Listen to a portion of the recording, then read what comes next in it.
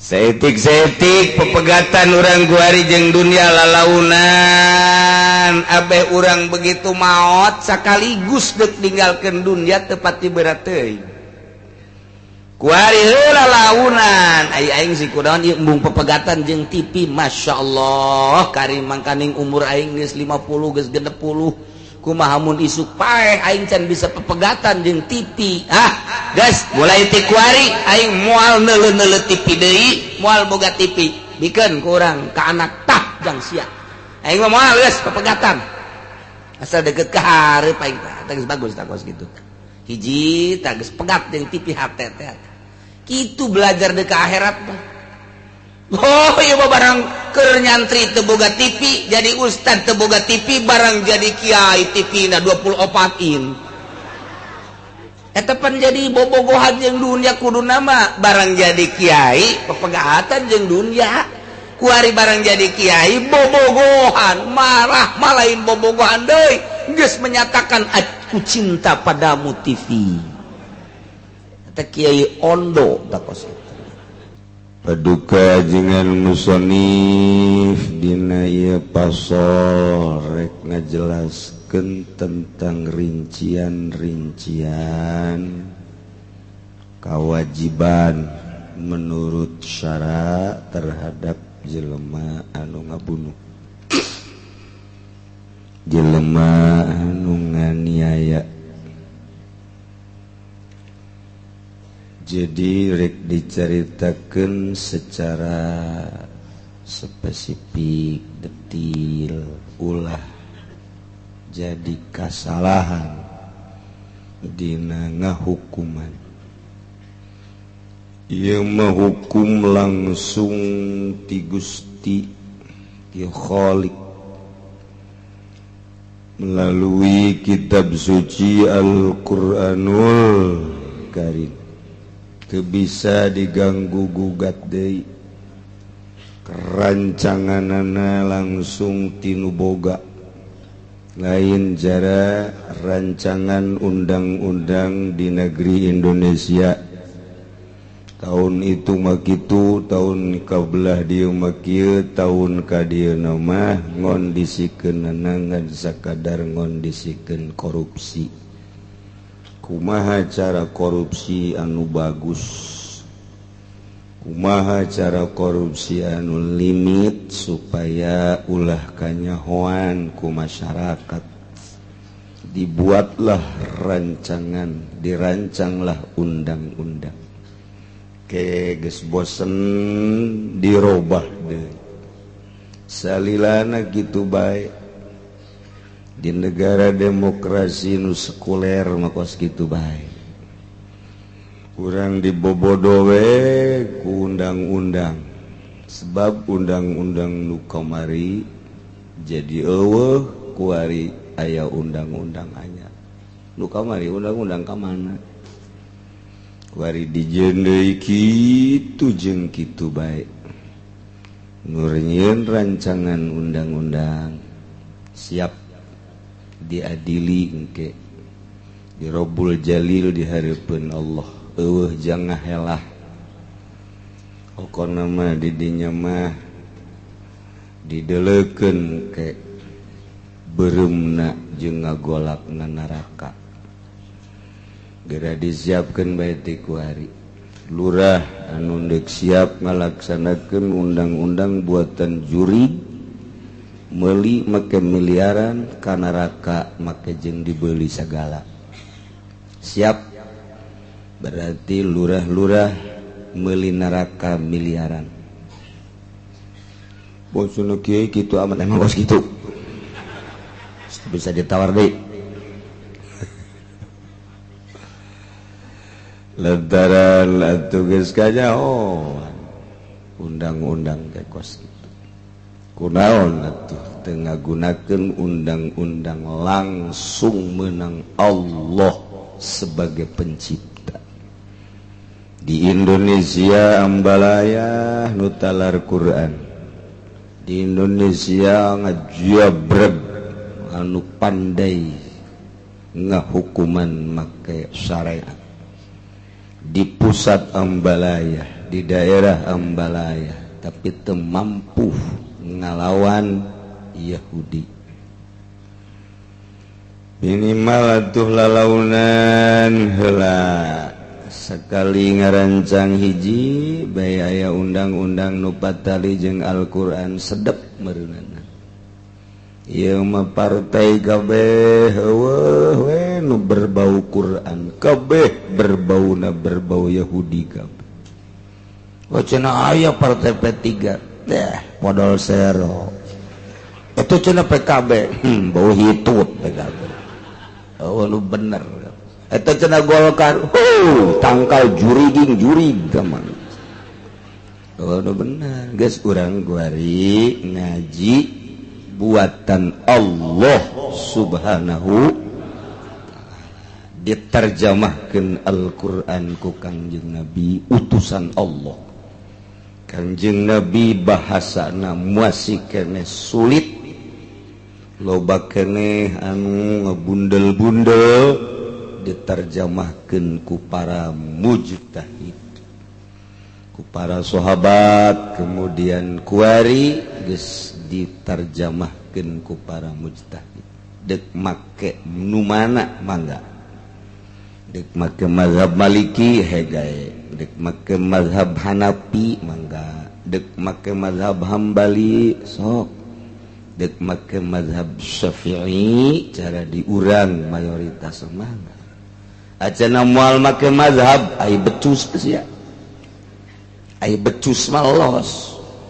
Coba nu teu make mazhab kurang dicek heula mimiti maca Qur'ana makharijul huruf waqaf wasolna, kemudian atuh ayeuna mah cara nyokot hukumna. Mun nyana becus tuturkeun ku urang, mun teu becus dagorkeun ku urang. Ngan pasti moal becus, pasti moal becus. Ieu lain lalagan pasti moal becus moal. Moal kajian ku kuwaga. Sebab atuh geus moal keluar tina mazhab nu opat kajen nyana teu mengakui ge pasti undang-undang syariat ahli sunnah wal jamaah nu opat kabehna aya 11 nu opat anu mudawan sisana guer mudawan termasuk Imam Ghazali dina fikih guer mudawan, Imam Kusyairi guer mudawan, termasuk Syekh Abdul Qadir Al-Jailani komotang mutaakhirin kebelah di guer mudawan nu opat bae geus. Mantap urang geus ulah kaluar tina mazhab anu opat. Di urang mah alhamdulillah sarua jeung di Mesir, sarua jeung di Yaman, sarua jeung di Turki mayoritas adalah bermazhab Imam Syafi'i. Alhamdulillahirabbil alamin ku mazhab madama tentrem teu hese capek urang neangan hukum. Geus aya kitabna geus diterjemahkeun secara rinci. Timbul aya permasalahan teh timbul tinduk teu bermazhab. Muhammadiyah teu bermazhab, Persis teu bermazhab, PKS teu bermazhab. Ieu mah supaya nyaho bae, supaya nyaho tapi si aya nu susuludugan. Nyaho si susuludugan. Susuludugan.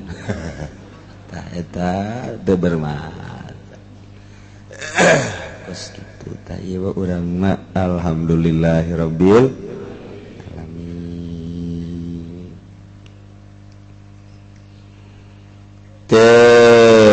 cek Muhammadiyah teh bermazhab Kangjeng Nabi teu bermazhab sawaekeun sungutna.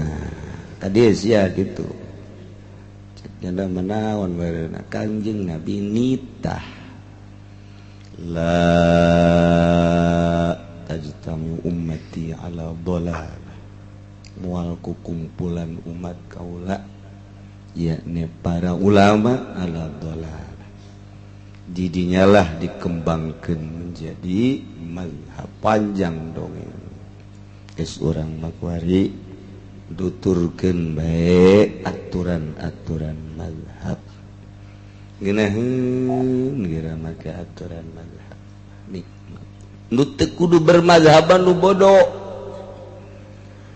bodoh mah ulah bermazhab cek Kangjeng Nabi la mazhabalah alami la mazhabalah nu bodoh mah teu kudu make mazhab dipaksakeun make mazhab ge tuh bodoh jadi nya mah geus kumaha kadaekna bae nu bodoh mah suadaekna nyana mantak nu teu bermazhab nu bodoh teman nu kos kitu sadaekna bae nu teu bermazhab anu bodoh mah mun nu pinter tetep kudu make aturan-aturan urang neuk salat make aturan lantaran urang mah embung disebut bodoh deuk munggah haji tawafna sa'ina make aturan lantaran embung disebut bodoh geus make aturan urang deuk tawaf ge lantaran ieu bakal batal ieu mah kajen kumaha ge lantaran ngahiji lalaki jeung awewe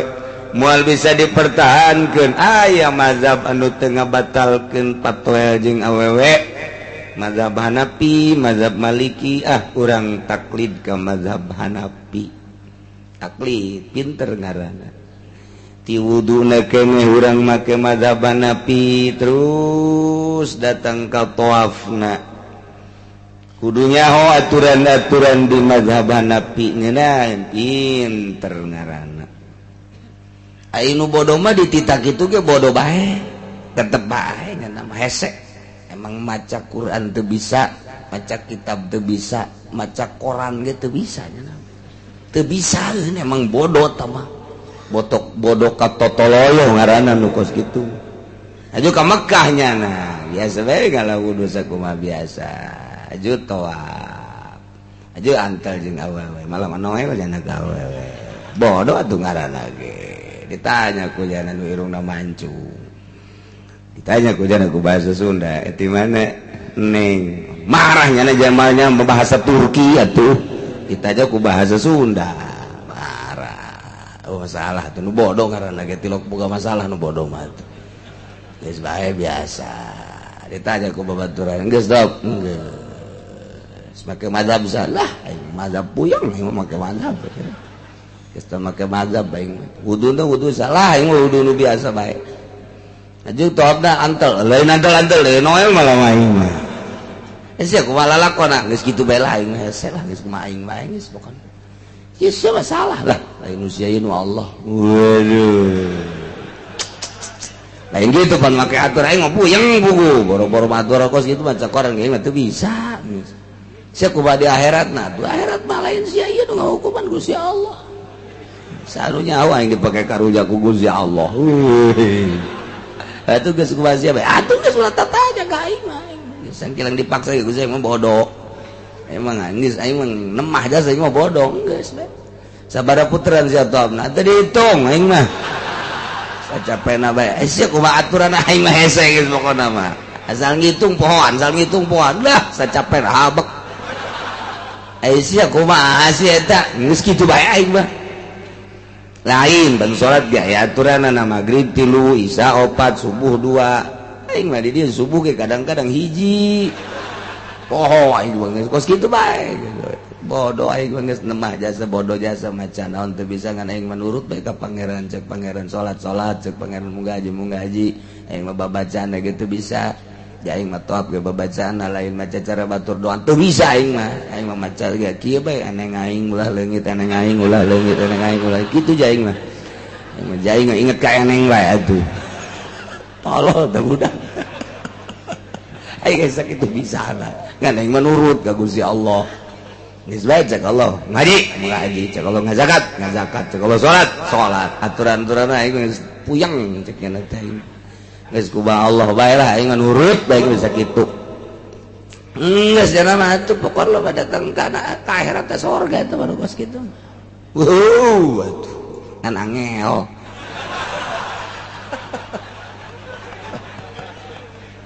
sorga ka sorga angel mah nya nu kos kitu diheulakeun atuh angelnya nama dipandarikeun kana raka henteu ka surga encan angel nya lagi geus kesel ieu aing deuk dikawanakeun ke tungguan kelanan kana angel kok batur geus sepi di masar geus sepi kenapa geus diarangkutan kabeh aing jam sakeuna ieu ngarombong garis nu bodoh kabeh karak berangkat ke bau batur bungkus senang-senang di surga karaknya jol. Wih, tas di mana buah ini kesal segala sarpi di masar teh geus sasaha sakumaha nu ka Mekah terakhir sepisieun di Mekah teh terakhir teh keur carita nu bodoh mah atuh geus hese dikukumahakeun ngan urang ulah jadi jelema bodoh ulah tetep ya urang nu mentak ngararaji ge embung jadi jelema bodoh.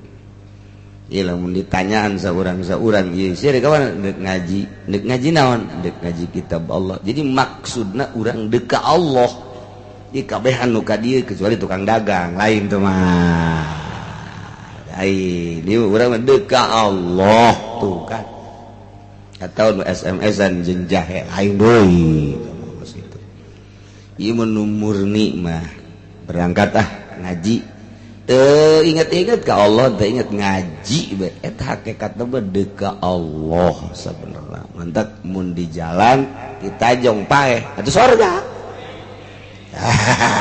sugan we tuh minggu hari ditajong surga jadi ka Allah panatu ih sedengkeun atuh kapan urang bakal balik ka Allah inna lillahi wa inna ilaihi rajiun deuk ka masjid deuk ka mana sih deuk salat deuk ka Allah tetengah deuk ka mana ieu deuk munggah haji deuk ka Allah ngaranna asal ulah aya muatan-muatan lain we teh deuk ka mana ieu bolak-balik bae ka maka umroh aing mah umroh tah usaha bareng nya umroh nya usaha aing mah eta mah setengah Allah tah ngakos kitu mah ieu mah mutlak Allah nu maha uning deuk ngaji deuk ka Allah deuk salat deuk ka Allah zakat deuk ka Allah sedekah deuk ka Allah jariyah deuk ka Allah umroh deuk ka Allah haji deuk ka Allah teh deuk ka Allah maksudna sia teh beulitana jang naon ieu hotel lain ka Allah sia beulitana jang naon supermarket dunia sia beulitana jang naon eta jang majlis ta'lim deuk ka Allah deuk ka Allah tah jang majlis ta'lim lah eta sia melitana saya teh jang naon musholla deuk ka Allah sia melitana jang naon pijit naon aing mah ti Subang tukang pijit awewe kena dari gawe geus pokona mah di dinya mah pijit urat ya kajauhan guys jadi berarti teteh tidak kos gitu guys kajarawa itu nana yang nana tak masjid tanah tah kajauhan gede ke Allah berarti saya mau gadit gusuran untuk bejana kamari ya tadi Kendal berapa itu 200 juta kemana kan 100 pakai beli tanah deh yang gantian sawah lain ke Allah berarti yuk inu 50 umay yang adaan imah lain ke Allah yuk iya manut 20 deh nek umroh Allah ta ka Allah iya 30 deh 30 deh imah jangan bangun pondok ke majelis ka Allah ta 50 ka Allah ta umroh jeung bangunan anu 150 mah eta mah geus lain deuk ka Allah teu kudu ngomong-ngomong geus jauhan dah tek tek jadi urang di imam masing-masing dekat dia zahirna mah ka majelis taklim padahal hakikat mah deuk ka Allah sebab deuk ngadengekeun urayan-urayan hukum syariat nu Gusti Allah subhanahu wa ta'ala mantap di imahna keneh nyazaing mah deuk ka Allah lah teu pantes Allah mah mawa HP nya ka Allah mah HP kos ieu bobogohan teman itu ekonomi politik HP itu kalau sih udah HP guys aing pepegatan heula jeung si HP guys baik aing rasa aing berat seberapa meninggalkeun sia aing luar biasa sia teh ku aing ngosok di parende bae aing berat pepegatan jeung sia lantaran aing deuk ka Allah izin deuk ka Allah ngomong HP geus ku aing deuk ditinggalkeun lan ieu mah ye ieu mah dibawa ku aing ieu mah ye boga dua burungnya na tolol tah jeneng rasa deuk pepegatan jeung dunia setik-setik pepegatan urang guari jeung dunia lalaunan abeh urang begitu maot sakaligus deuk ninggalkeun dunia teu pati berat teuing kuari heula lalaunan aing si kunaon ieu embung pepegatan jeung TV masyaallah karim mangkaning umur aing geus 50 geus 60 kumaha mun isuk paeh aing can bisa pepegatan jeung TV guys mulai ti kuari aing moal neuleuh-neuleuh TV deui moal boga TV bikeun ku urang ka anak tah jang sia aing mah moal geus pepegatan asal deukeut ka hareup aing tah geus bagus tah kos kitu hiji tah geus pegat jeung TV hate teh kitu belajar deui ka akhirat mah oh iya barang keur nyantri teu boga TV jadi ustad teu boga TV barang jadi kiai TV na 24 in eta pan jadi bobogohan jeung dunia kuduna mah barang jadi kiai pepegatan jeung dunia kuari barang jadi kiai bobogohan marah malain bobogohan deui geus menyatakan aku cinta padamu TV eta kiai ondo tak kos ari DPR mah geus ondo ing ondo tah mah politikus tah mah geus leuwih ondo deui tah mah do kiai tah ondo sia teh nyoka ondonya eta mah bahasa Jepang ondo Jepang pepegatan belajar urang teh pan osok mencintai Tuan Syekh Abdul Qadir mencintai Syekh Maulana Hasanuddin mencintai Syekh Asnawi Caringin tak eta teh jelema ahli-ahli pepegatan jeung dunia. Nya mah total mantap jadi kekasih Allah sebab eueuh nu dipake ka cinta kecuali Allah. Geus kuari urang pepegatan lalaunan jija heuh nya tah barang datang ka ieu mah ngahuleung. Konon gaji ngahuleung bae barang tos gaji. Can bisa pepegatan jeung TV mangkaning ka haji geus umur ieu geus 60 emang kita pepegatan teh naon cek nu di iman ja meme urang ka kuburan kudu geus bisa pepegatan heula jeung dunia oh kitu cenah jual abak kaji renyak mah TV-na bener oge sia ya pas gitu ieu sapira 14.000 melin gede kita pepegatan rendahan bobogohan deui hiji tah kos kitu tah carita da urang abeh paeh geus pegat jeung dunia beh nikmat hape sia ngaganggu bae ka aing sia aing sekolot naon sih paedahna sia aing lamun isuk paeh aing can pepegatan jeung sia berarti kababaw ka kuburan sia hape bloon siapa tolol siapa merek naon sia Nokia BlackBerry seberduit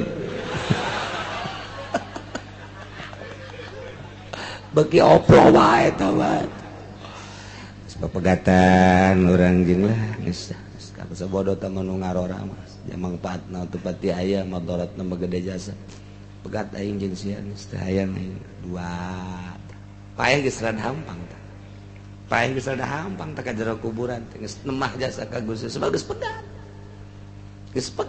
lamun masih kene ka TV resep ka HP resep hese sakaratna sebab loba ka melang tuh motor kuari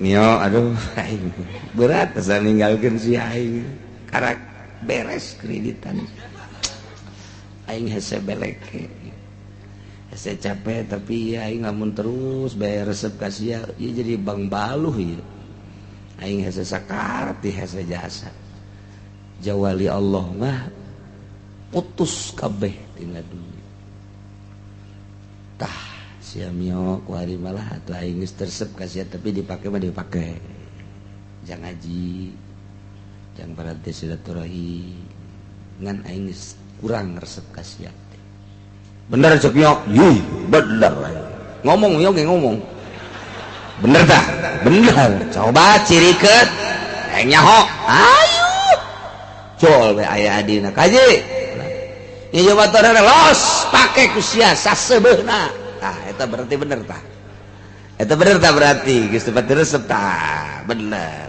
cek mio aja bener tah wah haji bener bae tuh diantarkeun urang 2 poe beres urusan sia beres geus bisi sia dek butuh deui gula-gula barang penting cokot motor tanu ka haji mah sakadar keperluan doang geus pokoknya milik bersama cak adi teh dijual jos asal gantian deui bae aing mah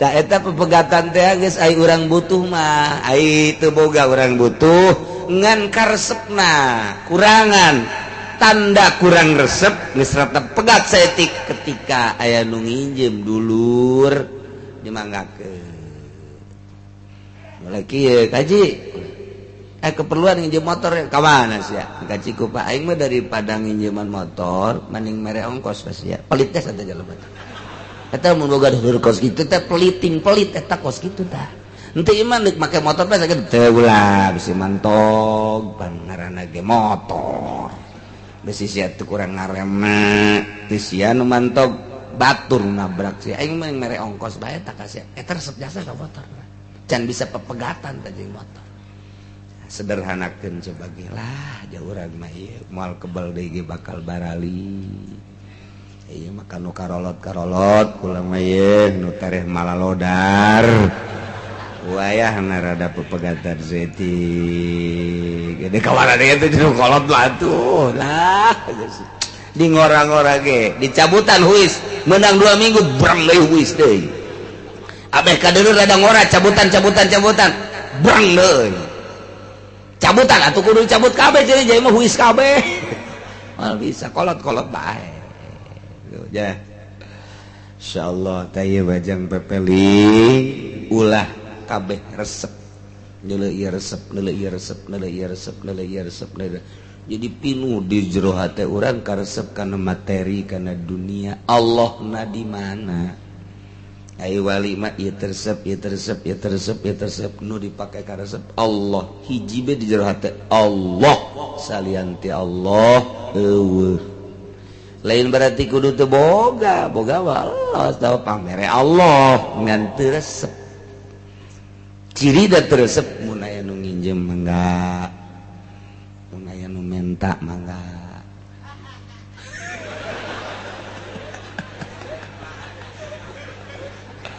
Pak Haji, gula dia puasa ya, Bapak Haji. Mentanya, sabaraha sia mentana? Sakintal. Waduh.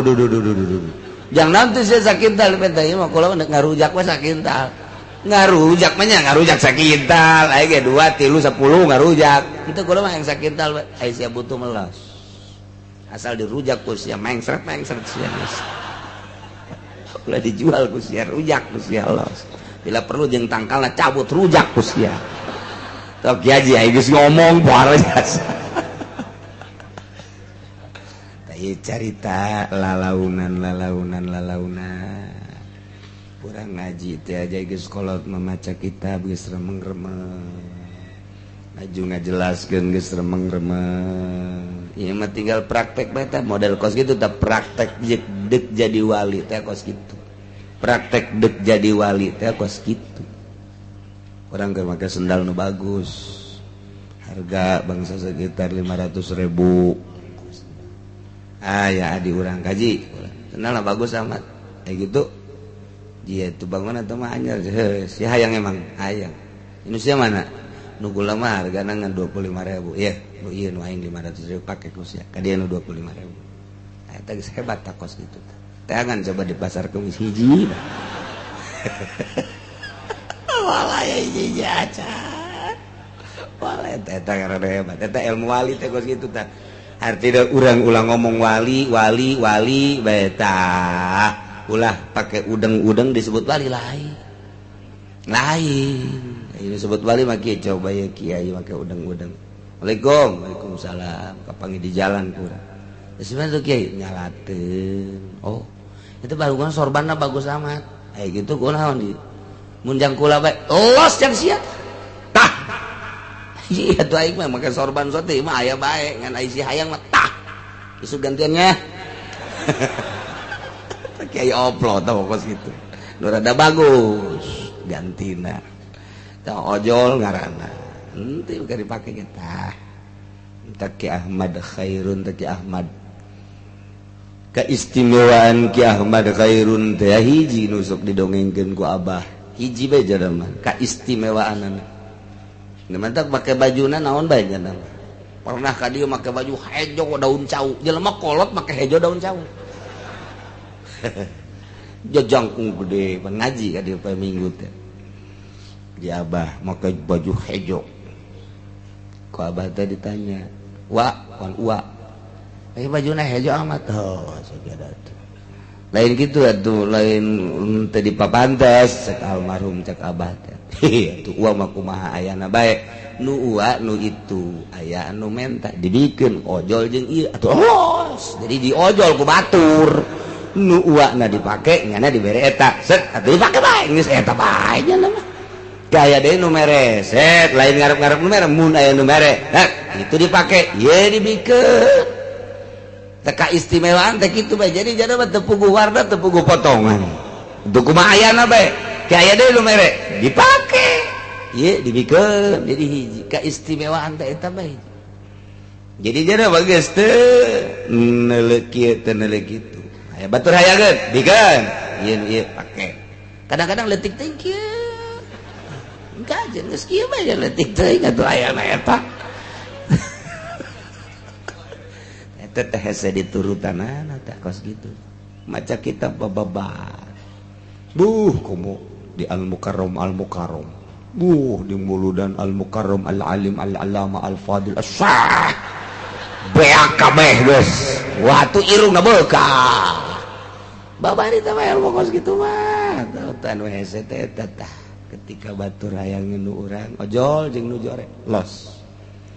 Ketika batur hayang pakaian urang keur carita pakaian tah eta karak hese ilmu wali teh kos kitu. Masyaallah. Insyaallah.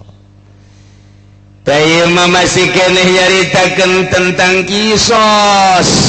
Panjang lalakona ieu kisos bari jeung teu dilaksanakeun kajian geus. Kayang maka marita rancangan undang-undang di DPR atau kisos-kisos asupkeun. Saha jelema nu korupsi lebih dari 100 juta geus dipotong beungna atuh DPR dipotong kabeh. DPR-an di Indonesia sepi. Kapotong kabeh. Nah Mujabul Amdi Al-Qawadu dina ngabunuh teh aya anu amdin aya anu sibih amdin aya anu khoto di awal geus dicaritakeun artina amdin ngahaja artina sibih amdin teu ngahajangan kos nu ngahaja sarupa jeung ngahaja nu katilu ngabunuh khoto kasalahan. Tak ini dek dicaritakeun hukum-hukum nu nerap karena masing-masing nu tadi. Kuari lamun ngabunuh ngahaja kumaha katamtuan menurut agama menurut syariat Islam. Cek di dia Mujabul Amdi Al-Qawad ditetapkan diwajibkan terhadap pembunuhan nu motifna ngahaja adalah qawad teh kisos dibahasakeun qawad teh tina qad nuntun mas maksudna sebab jelema nu endek dikisos teh dipandian ganti kostumna sanggeus sakitu dituntun tak tina bahasa nu sok dituntun teh tadi endek dikisos geus bahasa kisos teh dijadikeun bahasana qawad Zaid ngabunuh Ki Umar ngahaja tak eta teh motif pembunuhan Ki Zaid terhadap Ki Umar ngaranna qatlul amdin menurut aturan syariat Islam eta adalah kudu qad qisas pae handeuh masyaallah kumaha kuerimun moal dikisos dek digantian bae ku diat negosiasi antara keluarga Ki Umar anu terbunuh jeung Ki Zaid sebagai pelaku idinya bisa disidangkeun sanggeus teh disidangkeun andai kata keluarga Ki Umar teh bisa ngamanggakeun ieu mah teu kudu dibunuh deui pelakuna yakni digantian ku bayar ngaranna diat tah wadiatu badaluna inda sukuti bayar diat ke bakal dicaritakeun kisosna kumaha diatna sakumaha ieu mah kakarak nyaritakeun ketentuan-ketentuan hukumna rapih bab kisos teh geus urang timimiti nyaritakeun soal kisos datang ka kuari ya datang ka kuari geus rapih jasa nu sabenerna mah mun ditanyakeun kuari ka kolot-kolot timimiti ngaji datang ka kuari mun ditanya nu bisa balik nu teu bisa teu meunang balik asana loba anu teu balik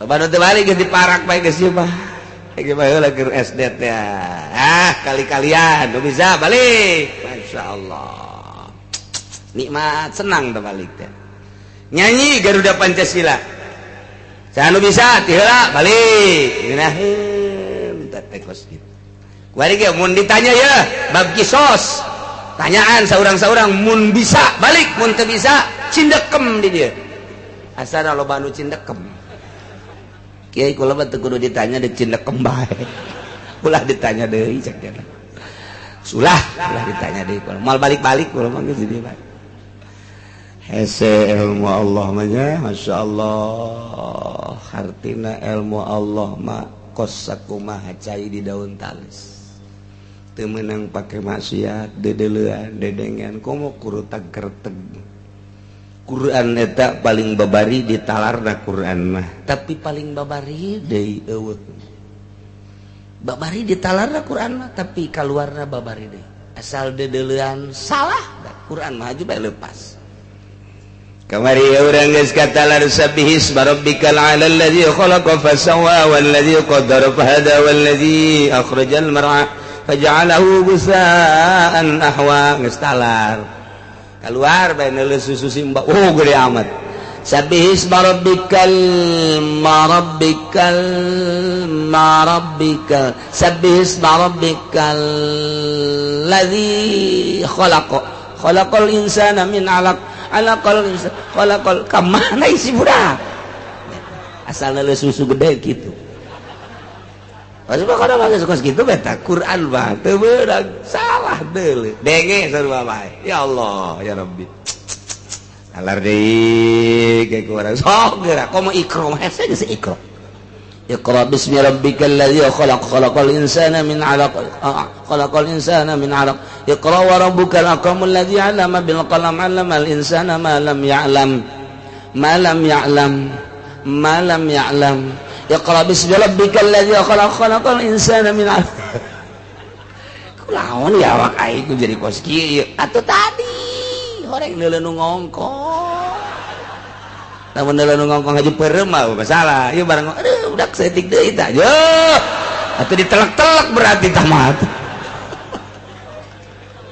eta urang teu karasa di dieu otak urang ragag sababaraha ayat kuseri ngahaja-haja urang seserian cacalakakan leungit ilmu Masya Allah karim dayalah wadiyatu badalun inda sukutihi diat jadi gaganti ketika gugur kisos setelah disidangkan kedua belah pihak antara wali majni alaih Umar jeung Jani sebagai pelaku Zaid, sidang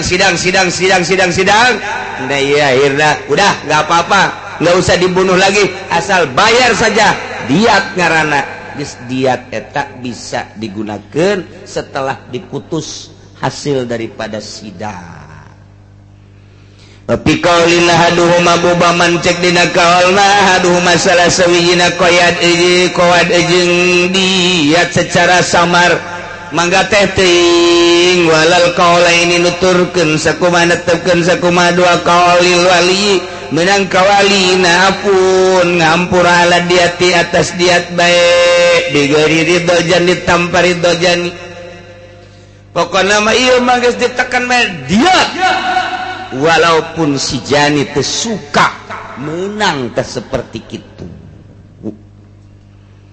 Masya Allah horenganan ya ilmu perkisosan pohara syariat ya Allah ya Rabbi. Negara mana kuari memakai gagah kisos Arab pasti kene di mana deui terus Timur Tengah hampir masih kena make kisos. Malaysia ge kitu geus aya keneh aya seetik make kisos. Di Indonesia mah teu puguh. Aya nu misti dikisos henteu, aya nu henteu dikisos, misti teu dikisos dikisos. Sebab di urang mah teu boga kedudukan hukum jelas. Kumaha perintah ti ditu ge dikulon.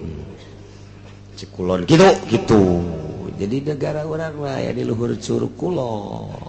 Sedih nu mentek jelema nu pernah milu berjuang memerdekakan negara Indonesia, anu pernah berangkat perang di medan laga di Indonesia diseret jana ku Belanda, kemudian dipenjara jana ku Belanda, dipicen jana, tapi tetap masih kena ngelawan ke Belanda demi kemerdekaan bangsa Indonesia, negara jeung bangsa. Nyala perang demi bangsa jeung negara.